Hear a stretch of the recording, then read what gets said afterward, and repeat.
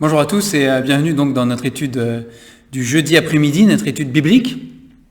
Et nous allons prier avant d'entamer cette étude. Notre Dieu et Père, nous te remercions encore et toujours de ces moments que tu nous donnes de pouvoir sonder les Écritures, parce qu'elles sont pour nous la direction pour nos vies. Veuille bénir ces instants et nous remplir de toi, Seigneur, parce que voilà, nous avons besoin de toi pour comprendre l'Écriture, pour la mettre en pratique, pour transformer nos vies. Aide-nous en tout cas à faire ta volonté, Seigneur, et comme disait le psalmiste, à faire plier notre volonté aux paroles de ta bouche. Merci, parce que là encore, quand nous sommes faibles, tu es là, Seigneur, pour nous encourager et pour nous bénir. Nous comptons sur toi, au nom du Seigneur Jésus. Amen. Amen. Donc on avait terminé les études sur Élisée, et il m'a été proposé, demandé, si on pouvait faire une étude biblique sur le livre de Job. Peut-être qu'il est plus d'actualité ou pas, mais sur le livre de Job. Donc beaucoup, j'imagine, que vous connaissez cette histoire de Job, et je vous propose qu'on la parcourt ensemble sur les prochains jeudis qui sont devant nous. Il faut savoir que le livre de Job, on ne sait pas bien qui l'a écrit, on suppose que c'est Job. Maintenant, on n'a aucune preuve certaine que c'est lui-même qui a écrit ce livre. On ne sait pas exactement à quelle époque il a été écrit non plus. Si on analyse, c'est vrai, le texte du livre de Job, on se rend compte qu'il n'y a aucune mention à Moïse, ni à la loi de Moïse. Donc ça nous fait plutôt penser qu'il a été écrit plus vers l'époque des patriarches, en tout cas avant la période de l'Égypte, où le peuple a été esclave en Égypte. Néanmoins, nous savons que le Seigneur a voulu que ce livre soit dans nos Bibles, et c'est bien parce qu'il traite d'un thème, qui pose souvent question, qui est le thème de la souffrance. Et il y a la souffrance en général. On se pose beaucoup de questions sur la souffrance. Par exemple, pourquoi, si Dieu est bon, pourquoi on souffre? Et puis, il aborde un aspect de la souffrance assez particulier, dans le sens où non seulement, si Dieu est bon, pourquoi il y a de la souffrance qui existe, mais en plus de ça, pour celui qui aime Dieu, pourquoi est-ce qu'il doit souffrir quand même? Pourquoi est-ce qu'il souffrirait? Et donc, le livre de Job va répondre à ces questions, mais on ne va pas anticiper, on ne va pas aller trop vite. Et je vous propose ce matin on n'est pas dimanche matin, mais cet après-midi, ça dépend quand est-ce que vous le regardez, puisque c'est en ligne, mais je vous propose que maintenant, on ouvre vos Bibles au livre de Job dans l'Ancien Testament, et qu'on lise ensemble donc le premier chapitre. On va lire les 5 premiers versets maintenant, et ça va nous poser un petit peu le contexte par rapport à la personne de Job, et après, les prochains mercredis, on continuera. Donc Job, chapitre 1, versets 1 à 5, on va les lire ensemble. « Il y avait dans le pays d'Uz un homme qui s'appelait Job. Et cet homme était intègre et droit. Il craignait Dieu et se détournait du mal. Il lui naquit 7 fils et 3 filles. Il possédait 7000 brebis, 3000 chameaux, 500 paires de bœufs, 500 ânesses, et un très grand nombre de serviteurs. Et cet homme était le plus éminent de tous les fils de l'Orient. Ses fils allaient les uns chez les autres et donnaient tour à tour un festin. Et ils invitaient leurs 3 sœurs à manger et à boire avec eux. Et quand les jours de festin étaient passés, Job appelait et sanctifiait ses fils. Puis il se levait de bon matin et offrait pour chacun d'eux un holocauste. Car Job disait, « Peut-être mes fils ont-ils péché et ont-ils offensé Dieu dans leur cœur ?» C'est ainsi que Job avait coutume d'agir. Alors, on va s'arrêter là pour le moment. Et donc, on a ici le portrait qui nous est dressé d'un homme qui s'appelait Job. Et c'est intéressant la manière dont Dieu lui-même, parce que c'est Dieu qui inspire la parole, c'est Dieu qui a voulu qu'on ait ce tableau dressé de la personne de Job. Dieu lui-même va dépeindre cet homme, Job, comme étant quelqu'un, au verset 1, d'intègre, de droit, qui craint Dieu et qui se détourne du mal. Qui se détourne du mal. Alors, je cherchais un petit peu à savoir quelle était la définition d'intègre. Donc, le mot intègre, on pourrait le traduire, ou on le traduit le plus souvent par quelqu'un qui est... bon, il y a la probité, mais c'est pas un mot qui nous aide à comprendre ce que c'est. C'est un mot un petit peu aussi, peut-être un peu compliqué. Mais on traduit souvent, en schématisant un petit peu, en simplifiant, on va dire, par quelqu'un qui est intègre, c'est quelqu'un qui est honnête. Quelqu'un qui est honnête. Donc c'est vrai qu'il y a, dans l'idée d'être intègre, il y a l'idée d'être honnête, mais ça va un petit peu plus loin que ça. Dans l'idée d'être intègre ici, dans le contexte de Job, en tout cas, il y a l'idée derrière le mot intègre, d'être incorruptible. Il y a cette notion-là qu'on ne peut pas corrompre. Donc ça rejoint quelqu'un qui est honnête, par exemple, et qui ne se laissera pas acheter par quoi que ce soit. Quand il a des valeurs morales, quand il a des valeurs qu'il a décidé de suivre, eh bien, il ne va pas se laisser corrompre par quoi que ce soit. C'est pas avec un peu d'argent qu'on pourra endormir sa conscience. Ça ne marche pas. Il est intègre. Il est incorruptible. Et c'est un trait de caractère. Ici, c'est une éloge quelque part. C'est un compliment. C'est un honneur qu'il est fait à Job quand Dieu le décrit comme étant intègre.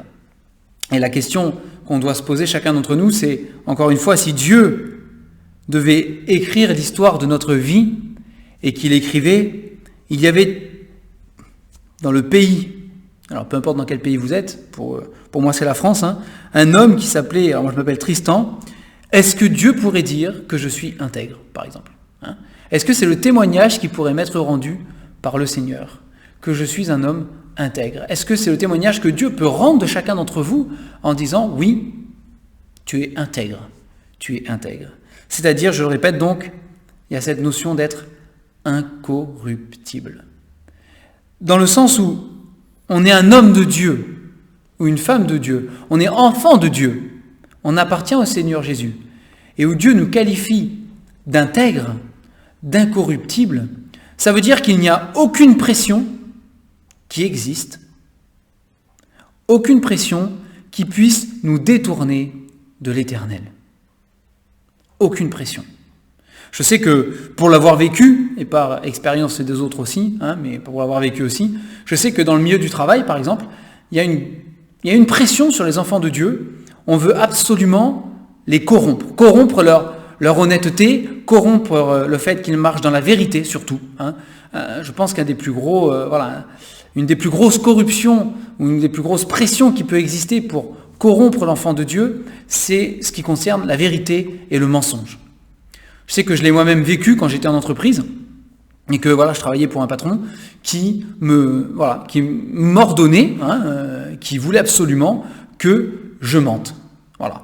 Et l'homme intègre, selon Dieu, il dit non.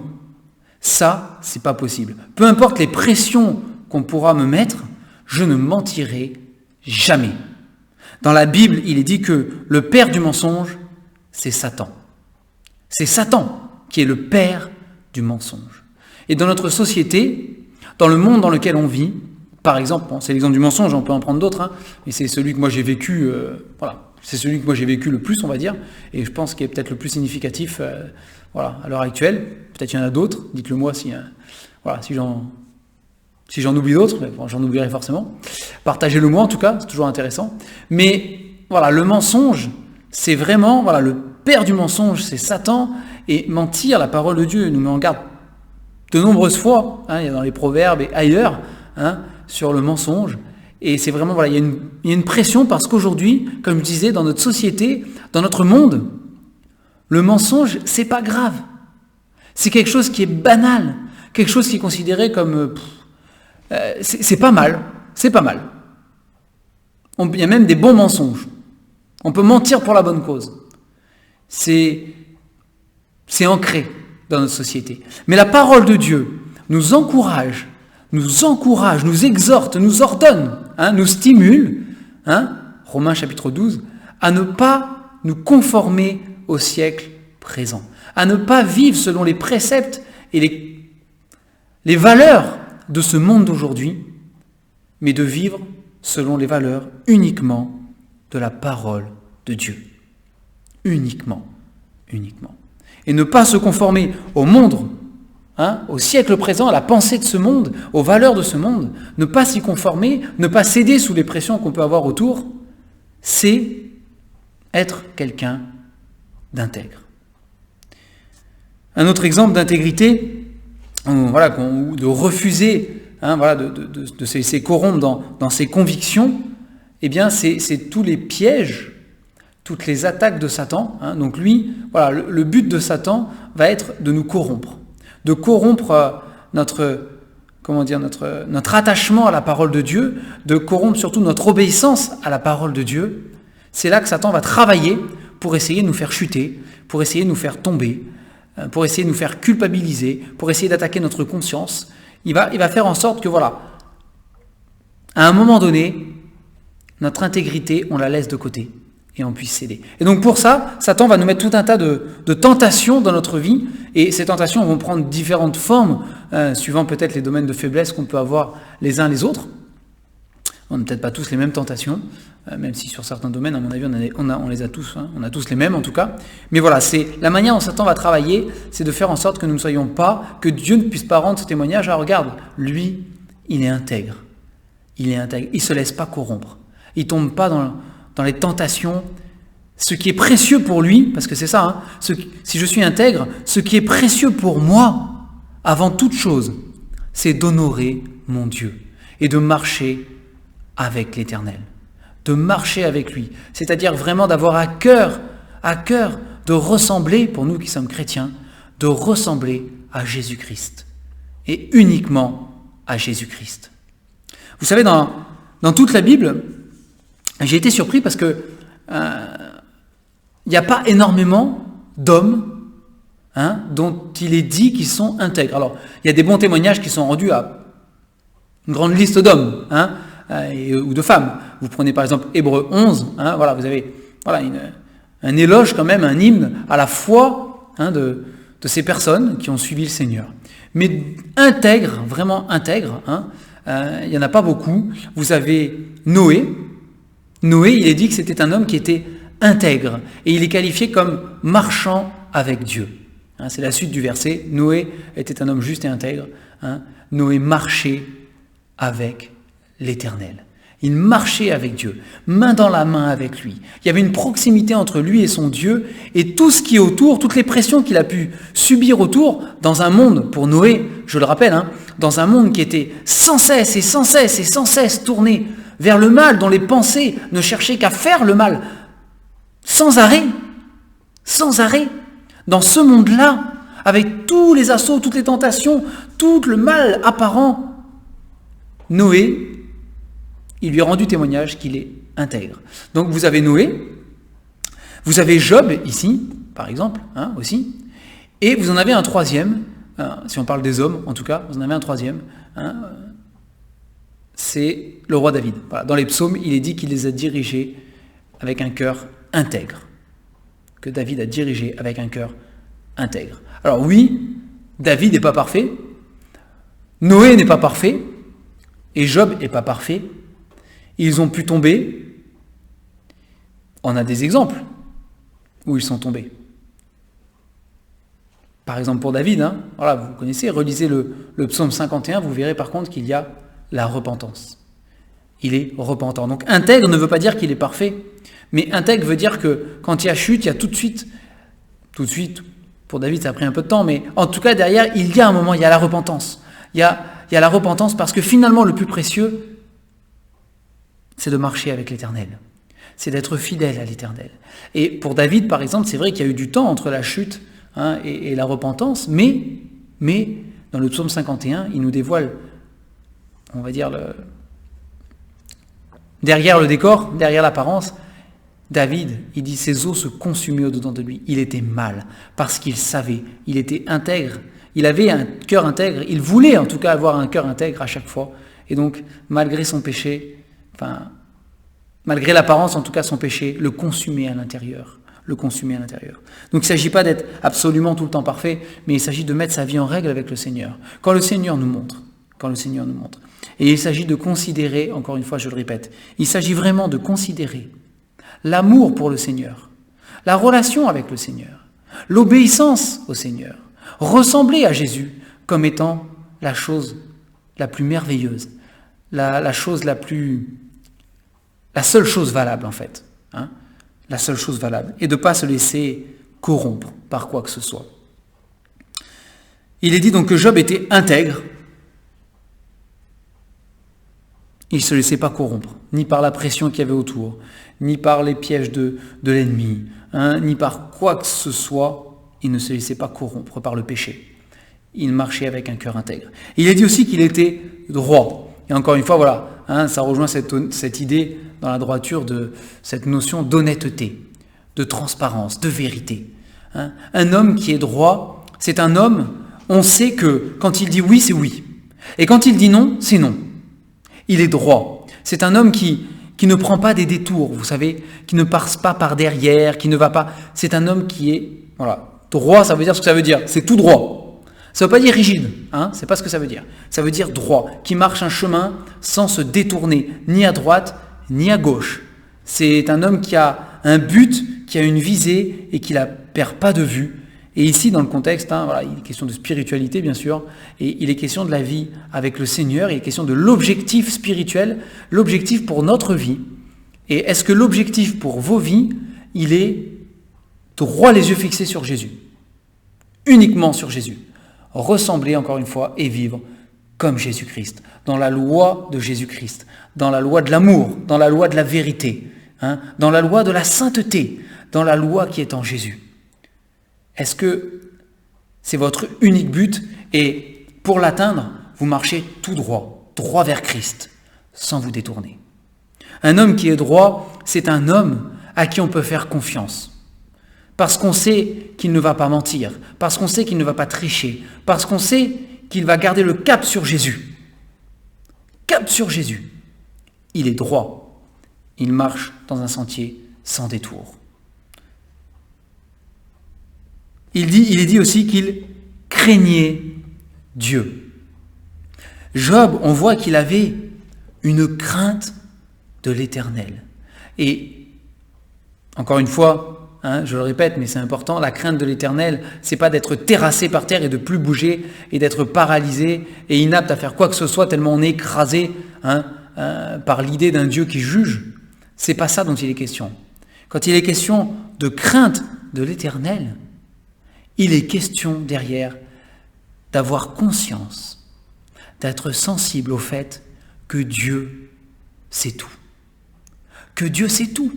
Que Dieu connaît ma vie, que Dieu connaît mon cœur, que Dieu connaît mes pensées, que Dieu connaît mes actions, que Dieu connaît mes paroles, que Dieu me sonde au plus profond de moi, il connaît mes motivations de pourquoi je fais les choses. Il sait tout. Il sait tout, absolument tout. Et quand il est dit ici que Job avait la crainte de Dieu, c'est que Job, mes amis, Job, il savait. Il savait. À chaque instant de ma vie, Dieu a le regard posé sur moi. Dieu sait tout ce que je pense dans ma tête. La Bible nous dit que Dieu sait même le nombre de cheveux que chaque être humain a sur sa tête. Dieu sait tout, absolument tout. Et c'est ce Dieu-là, que Job voulait honorer et respecter par ses pensées, par sa conduite. Et on voit plus loin dans ce livre de Job, on voit des choses que Job, on y reviendra sans doute quand on y sera, mais des choses que Job avait mis en place. Il avait des plans, Job. Il avait des objectifs et il avait mis en place des moyens de réussir à être intègre, des moyens de réussir à être droit, des moyens pour qu'il puisse, vivre dans la crainte de l'Éternel en étant encouragé par Dieu. Et par exemple, vous avez ce verset dans Job, où Job dit qu'il avait fait un pacte avec ses yeux, pour que ses yeux ne s'arrêtent pas sur une vierge. La convoitise des yeux. La convoitise des yeux. Eh bien, Job, parce qu'il avait la crainte de l'Éternel, avait fait un pacte avec ses yeux. Il avait dit, mes yeux mes yeux, tu ne t'arrêteras pas, mon œil, tu ne t'arrêteras pas sur une vierge. Tu ne convoiteras pas les jeunes femmes. Tu ne convoiteras pas. Mon œil, c'est un pacte que je passe avec toi. Jamais tu ne convoiteras. Il avait mis des choses en place comme ça, dans sa vie. Il avait fait des pactes avec les membres de son corps, avec son cerveau, etc. Parce que il avait cette crainte de l'Éternel. Et il savait que l'Éternel savait toutes choses. Et donc, voilà, il craignait Dieu. Est-ce que nous, frères et sœurs, est-ce que nous avons cette crainte de Dieu? Est-ce que nous avons cette conscience à chaque moment de nos vies? Dieu me voit. Dieu sait ce que je fais. Dieu sait ce que je pense. Dieu sait ce que je dis. Et Dieu sait pourquoi j'ai dit ça. Dieu sait pourquoi j'ai répondu comme ça. Dieu sait toutes choses. Dieu sonde tout. La Bible dit que tout est nu et découvert aux yeux de celui à qui nous devons rendre compte. C'est l'Éternel. Est-ce que nous avons cette crainte de Dieu qui fait qu'on est sensible à la présence de Dieu dans nos vies et au regard de Dieu sur nous? Et puis il est dit que, puisqu'il était intègre, puisqu'il était droit, puisqu'il avait la crainte de l'Éternel, Job avait une règle aussi. Job se détournait du mal. Il se détournait du mal. Quand le mal croisait sa route, il changeait de chemin. Bon, il changeait de chemin, c'est-à-dire qu'en fait, comme il est droit, il restait dans le chemin de Jésus. Mais dans le chemin de sa vie, si vous voulez, dans sa vie, quand le mal se présentait, Job il disait non, ça, c'est pas pour moi. Moi, je marche avec Jésus. Et c'est pas dans la direction du mal. Jamais. Jamais. Et c'est ce témoignage qui est rendu à Job. Quand le mal se présentait sur sa route, ou quand le mal se présentait à son esprit, vous savez, ces pensées parfois que nous avons et que nous savons très bien qu'elles ne glorifient pas Dieu. Nous le savons. Ça peut être des pensées qui nous entraînent vers une tentation, ça peut être des pensées de médisance ou de penser du mal de quelqu'un, des amertumes, etc. Peu importe, mais nous avons parfois des pensées, voilà, ces pensées-là qui veulent nous entraîner vers ce qui est mal. Job, il s'en détournait. Il se détournait du mal. C'est le témoignage qui lui est rendu. Il s'en détournait. Parfois, peut-être, il faut fuir. C'est cet exemple que j'aime beaucoup, que je prends souvent de Joseph, en Égypte. Donc pas le père adoptif de Jésus, Joseph le patriarche, si vous voulez, en Égypte, en Genèse. Joseph que la femme de Potiphar a séduit et qui voulait l'attirer pour coucher avec lui, eh bien Joseph, il s'est détourné du mal, il a fui. Il a fui. Il s'est détourné du mal. Et peut-être que Job parfois a dû fuir certaines situations, s'il le fallait, pour rester droit et intègre. Est-ce que nous sommes devant le Seigneur caractérisés par cela? Est-ce qu'il est dit que nous nous détournons du mal? Nous nous détournons du mal. Alors dans la suite des versets 2 à 5 qu'on a lu tout à l'heure, vous retrouvez la famille de Job, un petit peu la manière dont Job a vécu. Alors c'est très résumé, beaucoup de choses sont passées sous silence, néanmoins le contexte qui est posé là est important pour la suite de l'histoire de Job.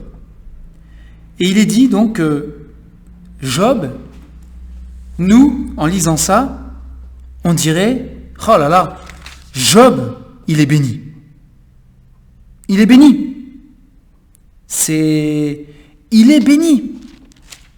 C'est la conclusion. On voit tout ce qu'il possédait. Alors, il avait 7 fils, 3 filles, il possédait des milliers de brebis, il avait des bœufs, des chameaux, etc. Et dans un nombre extraordinaire. Et à la fin du verset 3, il nous est dit que Job était le plus éminent de tous les fils de l'Orient. Il avait une réputation. Il était le plus éminent, le plus grand, le plus honoré de tous les fils de l'Orient. Il n'y avait personne qui ne connaissait pas Job. Personne. De la même manière, peut-être un petit peu, qu'à l'époque de Salomon, personne ignorait qui était Salomon. Tout le monde savait, le roi Salomon, il a cette sagesse de Dieu. Tout le monde savait. À l'époque de Job, tout le monde savait. Job, tout le monde disait, Job, il est béni. Et vous allez voir que ça a son importance. Job, il est béni. Tout le monde le disait. Et en regardant ça, nous, on dirait, waouh, Job, il est béni. Peut-être que parfois, nous ne savons pas très bien ce que c'est que la bénédiction de Dieu. En tout cas, ici, en lisant ça, c'est le constat qu'on fait. Il est béni. Il est béni. Et est-ce que ces bénédictions, est-ce que cette prospérité, en tout cas, parce qu'il était plus que prospère, il était richissime, éminent, est-ce que ce luxe, ce confort pour l'époque, cette position éminente, élevée, vous savez, dans le mot éminent, il y a l'idée d'être élevé au-dessus des autres quand même, est-ce que dans cette position élevée par rapport à d'autres, Job a perdu son intégrité? Est-ce qu'il a perdu sa droiture? Est-ce qu'il a perdu sa crainte de l'Éternel? Est-ce qu'il a perdu ce réflexe de se détourner du mal? Pas du tout. Pas du tout. Et la préoccupation première de Job, on le voit ici, dans les versets 4 à 5, la préoccupation première de Job, qu'est-ce que c'était? De ne pas pécher. De ne pas pécher. La préoccupation première de Job, c'était pas de gérer tous ses troupeaux et tout ce qu'il avait à gérer, tout ce qui lui appartenait. La préoccupation principale de Job n'était pas de maintenir son niveau de vie même. C'était pas ses richesses, c'était pas ses biens matériels. La préoccupation principale de Job, c'était de ne pas pécher. Ni lui, ni ses fils, ni ses enfants. C'était sa priorité. Sa famille était sa priorité. Et non pas sa famille nécessairement dans uniquement le besoin matériel qu'il pouvait avoir, mais surtout dans le besoin spirituel. Et quelle leçon, franchement, quelle leçon pour nous? Quelle leçon pour nous? Est-ce que dans notre vie, la priorité, c'est le bien-être spirituel de nos enfants? Est-ce que c'est notre priorité? Job, c'était tellement la priorité pour lui, que quand ses fils et ses filles se retrouvaient pour faire la fête, pour avoir un festin, manger, danser, boire, etc., Job, lui, pendant ce temps-là, croyez-moi, il priait. Sans aucun doute, il devait prier pour que Dieu les garde et les préserve du péché. Parce qu'il sait, Job savait que malheureusement, dans ces circonstances-là, si on boit trop, on arrive à pécher. On ne sait plus ce qu'on fait. Et Job, il avait la crainte que ses enfants tombent dans l'excès, dans les excès, et qu'ils finissent par pécher contre l'Éternel. Et je peux vous dire que les soirs ou les nuits où Job savait que ses enfants faisaient cela, il était sans doute pas tranquille. Il était tellement pas tranquille que le lendemain matin, il se levait de bon matin et il commençait par une chose: je vais offrir des sacrifices pour mes enfants. Parce que Job disait, au verset 5, peut-être mes fils ont-ils péché et ont-ils offensé Dieu dans leur cœur? Et c'est intéressant parce que Job avait compris ici que le péché, peut-être qu'ils ont péché, qu'ils ont offensé Dieu, c'était pas nécessairement dans les actions qu'ils allaient commettre, mais déjà même dans leur cœur. Ce que le Seigneur Jésus va préciser aux pharisiens et aux docteurs de la loi et aux disciples aussi, quand il va venir sur terre en disant « c'est vrai qu'il est écrit », et là encore, pour Job, on est avant Moïse, mais Jésus pouvait dire « c'est vrai qu'il est écrit, tu ne tueras pas. Mais moi je vous dis, disait Jésus, moi je vous dis que celui qui dans son cœur a de la haine pour son frère est déjà un meurtrier. Il est un meurtrier. Il est jugé comme un meurtrier, de la même manière que s'il avait agi. Parce que Dieu est un Dieu qui voit tout, qui sonde les cœurs et qui juge les pensées secrètes des hommes. C'est ce que dit la parole de Dieu. C'est ce que dit la Bible. Et donc, ici, Job, il avait déjà compris ça. Et il le savait déjà. Il le savait déjà. Et il avait une crainte que ses enfants, dans leur cœur, en premier, ils aient offensé Dieu. Et vous savez, encore une fois, je l'ai dit dans une étude il n'y a pas si longtemps, ou dans une prédication, je ne sais plus, mais le mot offenser, il est fort. Dans le mot offenser, vous avez le mot vous avez une notion d'agression, vous avez une notion d'insulter quelqu'un dans ce qu'il est. Si je suis offensé par quelqu'un qui m'offense, c'est quelqu'un qui porte atteinte à ma dignité, à ma personne. Quelqu'un qui, c'est plus que vexé, c'est vraiment, c'est plus que vexé ou humilié, il a agressé ma dignité et la personne que je suis pour la rabaisser. Je suis offensé. Et Job avait conscience que le péché, et tous les péchés que nous commettons, c'est une offense envers le caractère saint de notre Dieu. Quand je pêche, que ce soit, encore une fois, même les choses que ce monde reconnaît comme banales, comme le mensonge, la tromperie, etc., toutes ces choses, c'est une offense envers Dieu, envers qui il est. C'est une offense.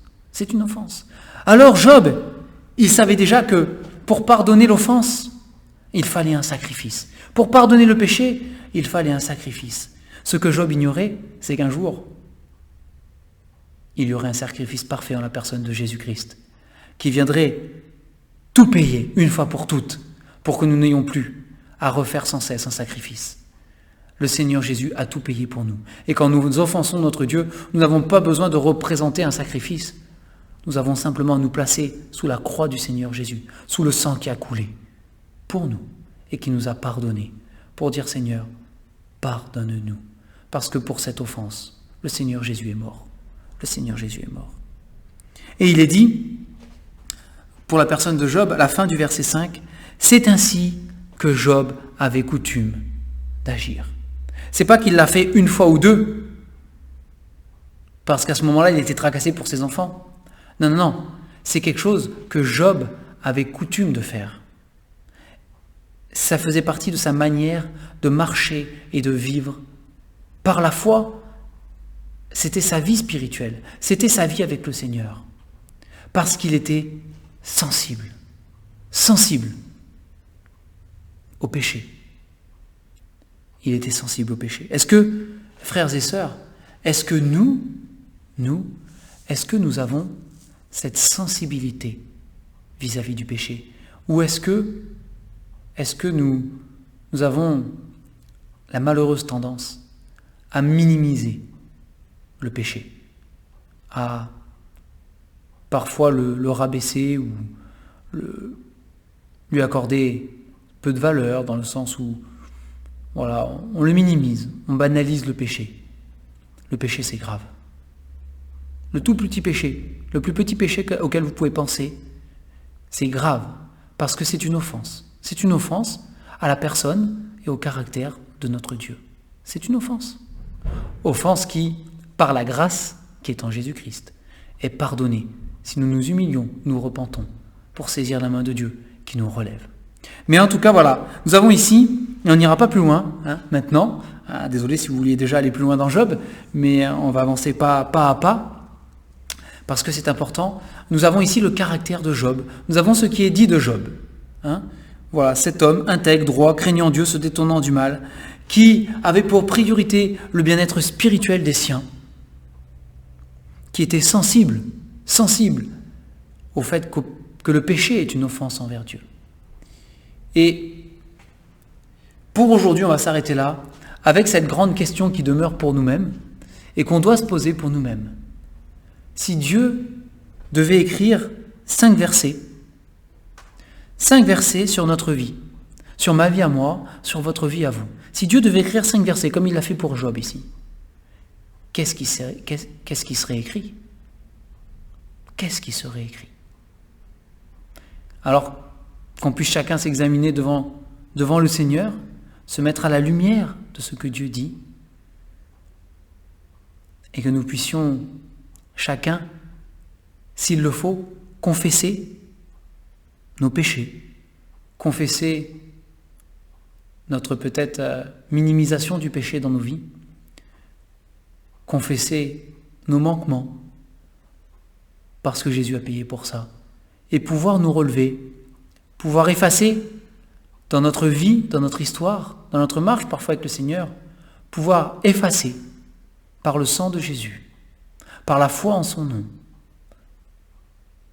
effacer ce qui ne le glorifie pas, ce qui vraiment n'est pas à sa gloire, afin que, pour les pages du livre où notre nom est écrit, et que Dieu rédige, eh bien, il puisse y avoir ce témoignage qui soit rendu de nous.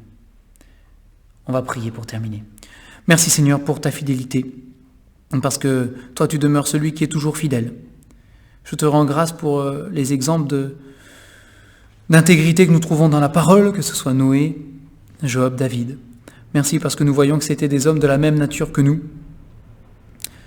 Seigneur, je prie que tu pardonnes toutes les fois où je serais tenté d'être corrompu d'une manière ou d'une autre, toutes les fois où j'aurais tendance peut-être à ne pas me détourner du mal, toutes les fois, Seigneur, où j'oublie que tu as le regard sur ma vie et sur mes pensées, sur mes motivations, sur toute chose. Et Seigneur, aide-moi à avoir cette conscience de ta présence et de ton regard sur moi. Aide-moi à avoir cette sensibilité vis-à-vis du péché comme une répulsion envers le péché et envers le mal. Et aide-nous, chacun d'entre nous, Seigneur, à marcher avec toi, les yeux fixés uniquement sur Jésus, que ce soit le seul cap, le seul but de notre vie, qu'on s'en détourne pas. Merci pour, oui Seigneur, la grâce qui est en Jésus-Christ, le pardon de nos péchés. Et Seigneur, nous voulons te dire que celui qui est le plus éminent de tous pour nous, c'est Jésus-Christ. Qu'il en soit toujours ainsi, au nom du Seigneur Jésus. Amen. Amen. Cette étude est terminée, que le Seigneur vous bénisse, et je vous donne rendez-vous du coup jeudi prochain pour la suite de Job. En attendant, nous avons d'autres réunions qui sont pour certaines enregistrées, comme l'étude dans l'évangile de Jean avec Ramon, et puis nos cultes du dimanche matin aussi, qui sont enregistrés, et qui ont lieu aussi sur place pour cela. Et voilà, je vous invite à 10h à venir nous rencontrer, à venir louer le Seigneur ensemble. Et puis quand c'est possible, nous avons aussi une vidéo, Monsieur Chercheur et Madame Réponse, qui sort pour les enfants, pour répondre aux questions de ces enfants. Parce que la priorité, c'est cette génération future aussi, qui est là, et qu'ils puissent aimer aussi le Seigneur et le servir, et que nous soyons aussi un bon témoignage pour eux.